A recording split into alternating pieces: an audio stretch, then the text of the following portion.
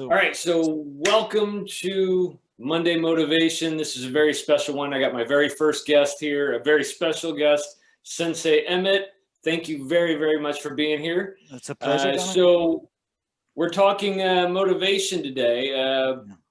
What motivates you? I know you got a ton going on. You got your channel, you got your karate school, you got your full-time job.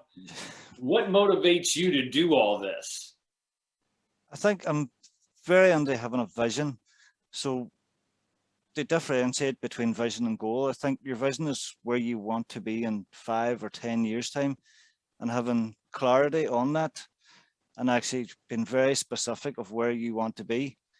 And your goals then is basically breaking that down to yearly and monthly and weekly, right down to today. What can I do today that's going to hit that weekly goal? What can I do this week that's going to hit the monthly? And just constantly building towards that vision. And I think my vision at the moment is I want to be full-time teaching martial arts and just spend all day, every day training. And so I'm blessed. I get to do that. I've been extremely fortunate. It is a wonderful life. So what motivates you to do your martial arts school?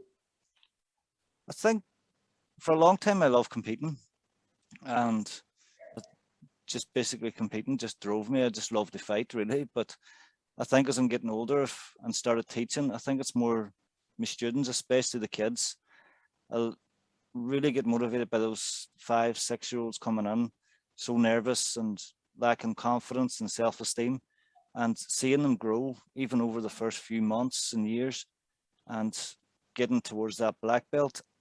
And just seeing the change in their confidence and seeing them sort of develop as people and getting kind of a lot of good life skills out of it and taking that outside of the dojo. I mean, they apply that in their work or even in school when they're very young. And basically seeing them grow just motivates me to keep going and keep helping children develop that way. So it's great to be a part of that, kind of their life and seeing them develop over time. Absolutely. I couldn't agree more. That's one of my driving forces. Like I love going into the school and I'm teaching a class and you see that light bulb go off in the kid's head and it's like, oh, I get it. And you're like, dude, that is awesome. That is so amazing. I'm sitting here trying to explain this to you and all of a sudden, boom, there it is. Yeah. And you see him grow, you see him get better, you see him just taking all those things that you're trying to instill into him and just running with it. Mm-hmm. And yeah, I mean, that is absolutely one of my driving forces for doing karate. I love teaching. I'm much like you. I am a competitor. I enjoy competing. I still compete in in our federation tournament. It's just our schools. Yeah.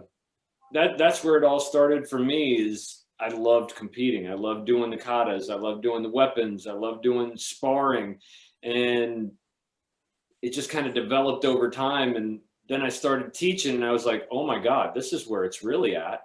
Yeah, this is what I love doing.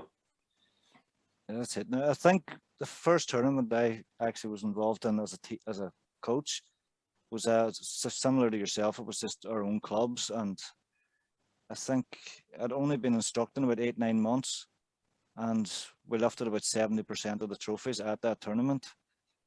And I think that really gave me a sense of pride, you know, that before when I was competing myself, it was a very limited kind of amount that I could compete and win. And whereas all of a sudden now I was winning a lot more because of competitors in all these different categories. And it was, so it kind of really drove me on to kind of be a good coach and see all those kids doing really well at competition. And it still drives me on. I always want them to do that wee bit better each time, but someday I'll get 100% of the trophies at that tournament. But that's my goal. That's my dream. I'd love to see my school pull away all of our grand champion awards. like last year, or not last year, the year before. Last year we didn't get to do a tournament at all. Yeah. But the year before that, my school took 5 out of 12, which isn't too shabby considering we got 7 schools competing and about 400 competitors. Yeah. But it's something I take pride in. I love seeing students that I've taught do really well. I like seeing them perform. I like seeing, they just light up. It's like they come to life as soon as they step on the floor and start to do their thing. It's like, wow, that is awesome. Definitely. I think the last tournament I was at, it was actually one of my proudest moments as an instructor. And it was a young girl, she's only been training 8-9 months. And I remember her first night coming on along with her brother, and she was quite nervous and didn't want to sort of throw anybody or hit anybody. And she was just so nervous and very, I wouldn't say low self-esteem, but she just didn't believe she could do what everyone else was doing in the class, or fancy kicks and things like that. But I remember that was her first tournament 8 months later, and she won her category hands down, no problem. And when she came up to me, rubbing the hands, and said, "Who's next?" And I thought, brilliant. That's a lifer right there. That's it. I think she just got the bug at that stage. She just wanted to compete, and COVID had to end, so she hasn't had the chance since. But I'm sure she'll be back. I have no doubts. So you do your YouTube channel, and like, I'm curious to know, you have so much going on. Like, what motivates you to do those videos each and every week? I mean, sometimes I see 2-3 a week. Yeah. I'm not sure. I think actually when I started the channel, it was to sort of teach techniques to my own students. It was just a platform to do that. And I got chatting to Sensei Emmett at the time, and I thought it would be really cool to get him on and kind of motivate my students. And because he's such a nice guy and so positive. And I got him on, and all of a sudden I realized with the interview, my views went way up. So I decided then I'd sort of play with that a little bit and see where it goes, and started to get another few instructors that I knew on. And the next thing I knew, I took the technique videos off and just run with the interviews. They seemed to be doing very well. And after a while, I kind of started to go, right, who would I really want to interview? Who would I like to sit down with and have a discussion? And started to really try and go for those high level names, and such as Benny the Jet. I know everybody's very keen on that one. And yeah, he was. I think to date he was my favorite. Well, him and Ando. I love Ando. I've subscribed to him a while back, and I absolutely love everything he does. Yeah, definitely. I think my biggest shock, the biggest one that I didn't think I could get, that it did very early on, I only had about 40 subscribers and got Master Wong. And I was thinking, I remember this is that. the biggest guy on YouTube, and there's me, the smallest. And it was such a fun interview. It was, but even now, I haven't actually got a lot of views on that video, which I'm surprised at because he is so big on YouTube. But it's opened a lot of doors for me, because when I'm chatting to other guys now, trying to get them on, and they're saying, "Oh, you've interviewed Master Wong," and they want to be in the mix along with that. So it's the bigger names I'm getting are opening a lot of doors for other martial artists that want to come on then and do the interview, just because this name and that name is involved already. So it's a lot of fun, and it's interesting to see where it's going to go. But it's interesting for me because I love watching all these different style martial artists come on, and they're talking about their experience and what it is that they teach and how they do this and how they do that. And I mean, I'm learning a ton from it. So I appreciate you doing those videos. I was just kind of curious as to the motivation regarding, having so much to do and only so many hours in a day. And I know sometimes it's got to be hard. I mean, you got to wake up some days and be like, man, I really don't feel like doing this interview today. I could get an extra hour's sleep.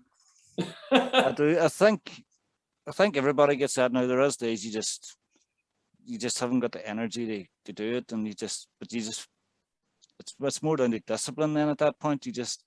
You just need to, when you don't want to do it, that's when you most need to do it and really push through that. And it turns out that's usually when you get the best interviews.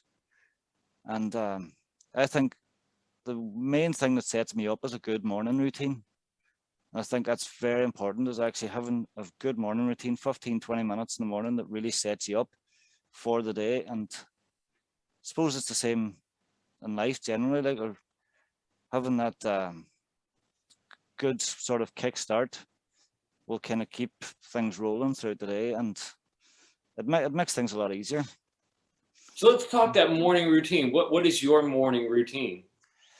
Mine's is quite long at the moment because I include training and everything, but I'd usually get up maybe about 7 a.m.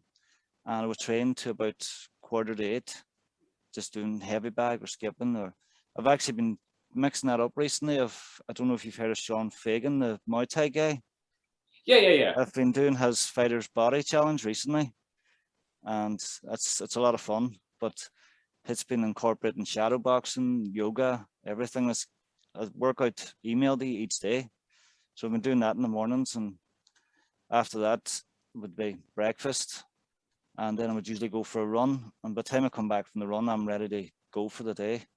So usually about 45 minutes workout, sometimes an hour, and then following that breakfast, so about 15, 20 minutes to eat, and then I'd be away for a run then for 30 minutes, and that's me ready to go. So Cool. So let's say one of your students comes up to you, says, "Man, I don't feel it. I'm not feeling it right now. I have no motivation to do any of this." What do you say to them? why did you start? I think when you're losing motivation, always look back to why you started this. What was your initial reason for beginning training or beginning anything? And I always say, if you're going to start something, write down why you're doing it and keep that somewhere safe. And when you start to get that demotivation and start to feel like, I don't want to do this, look back and see, why did you start? Have you achieved what you wanted to do at the start? If not, keep going. And you should have your reasons right down there clear so that you know why you started, to give yourself that motivation to keep going. So you said something earlier that kind of struck a chord with me. It was when you feel the least motivation to do something, that's when you most need to. Yeah. Love that. So what do you do? I think with myself now, a lot of it's down to discipline. I feel if I'm not doing it, I'm letting myself down. I sort of have to hold myself accountable. And I'm terrible for little stick-it notes of them everywhere in the house. But even in the morning, I go down my coffee on the side of the kettle of a stick-it note that I put there every night, and that kind of sets me up for the day as well. But yeah, I can't do that because my wife would kill me. I'm fortunate to have this room. Oh, that's it. Now, the only thing is I'm usually up a lot earlier than her, so by the time I get up, it's ticking off. And gotcha. But she's also on the weightlifting, so a lot of the time it comes in useful for her as well. But I know she's on a bit of a break from that at the moment with just having a baby, but it's cameras going there. But I think leaving these about the place is a good way of kind of really kickstarting yourself again to kind of keep going. And I think when you are really feeling it and you don't want to do things, that's when you kind of have to dig deep and just say, right, I really need to do this. And if you can do it when you least want to, it's going to be a lot easier when you do want to. I couldn't agree more with that. So I've kind of said this on a few of my videos. It may have even been recent, but like when you're not feeling it, when you're not having that motivation thing, just get up and do something, no matter what it is. That should get the ball rolling. And then once you accomplish one thing, it sets you up for the next. And you start to get that adrenaline rush, that endorphin rush, like, hey, that felt pretty good. I got this done. I can accomplish that. Yeah. And I think that goes back to what you were saying as far as setting up a routine, or, you know, checking off your goal list that you've set for yourself. Yeah. I've got a wee trick as well on that to get yourself motivated. For anybody that does feel that they don't want to do it, is when you're starting, get those people that say that you can't do it, and the people that really don't believe that you're capable of hitting this goal, or to get them and tell them as much as possible about what you want to do. And those days that you're feeling that you can't do it, give them a call and just say, you were right. All of a sudden, when they start telling you how right they were and that you couldn't do it, it really motivates you to kind of go, I'm going to prove them wrong. It works every time. Every time. It's using the haters to your advantage, really. So I can't see anybody telling you you couldn't do it. that's my biggest drive. If I'm told I can't do something, that's it. It's 110%. It's getting done. Love that. Love that. So for, you know, the video's sake, motivation, any word of advice, anything that you want to throw out there? I think the thing I always tell my students now is goal setting, and that is A, B, C, D, really.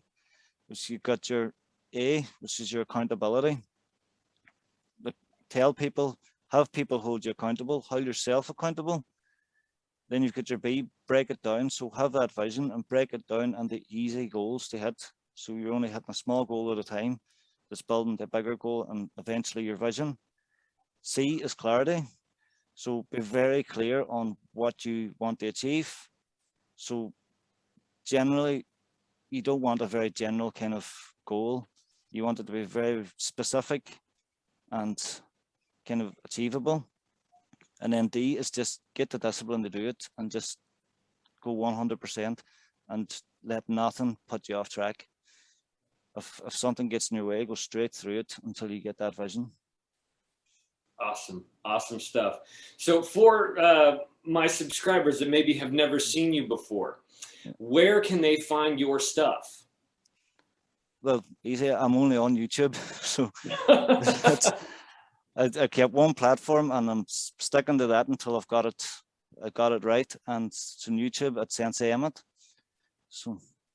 And I will have a link to that in the description of this video. I also have a link to your channel on my About You page. It's one of my referenced YouTube channels. Big fan. I love your stuff. Love the videos that you put out. So to wrap things up a little bit, I'm gonna kind of steal from you a little. I'm gonna steal a page out of Sensei Emmett's book.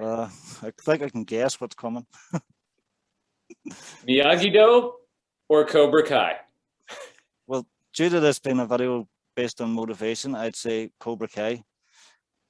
And well, I would say that most of the time anyway. But it's like when you're trying to get them goals, you need to strike first, strike hard, and have no mercy. And that's the only way to achieve them. It's just don't take no for an answer. Just keep going.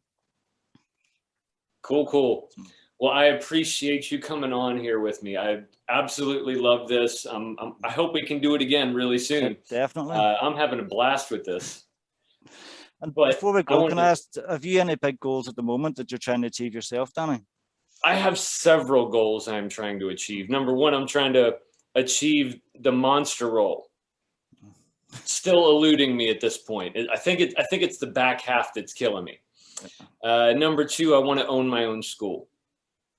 I just that is something I want. I want to have that available.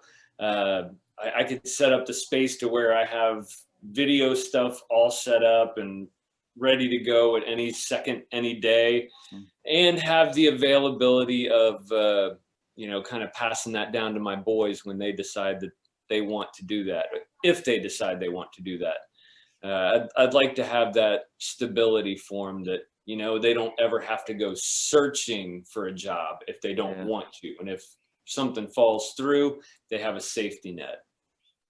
Those are my two major goals. I mean, I have sub goals, you know, little ones underneath it, but those are the two big ones. How about yourself? I think owning my own school as well. I think that's definitely something on the cards. I want to work towards. Similar reasons to yourself. I want something to hand down to my kids, and they all train at the moment, different arts, compete, and it'd be great to have something that they can walk into when they've kind of ready to teach, and that. And I think second goal really would be something a bit more recent that's kind of came up. I've done the white belt mindset on my own channel. I think you've watched it.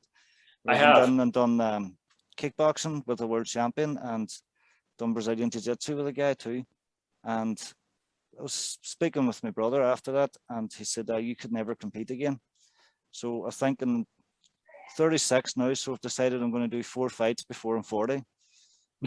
So I'm going to do Muay Thai, Brazilian Jiu-Jitsu, a boxing match, and an MMA match. So it's something that I'm definitely going to start training for hard. So I have no doubt in you. I think you'll accomplish that and more.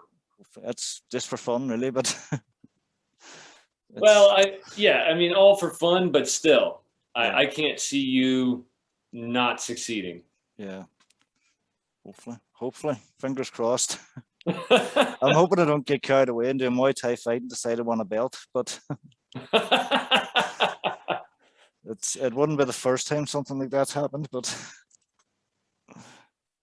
it's cool. Well, thank you so much for being here.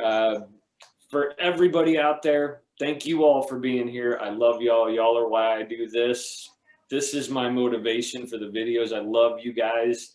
And for every comment I get that, you know, someone says, I needed to hear this today, that drives me to make the next video. So thank you all for being here. I hope y'all have a phenomenal, awesome day. Awesome. Thank you, Danny.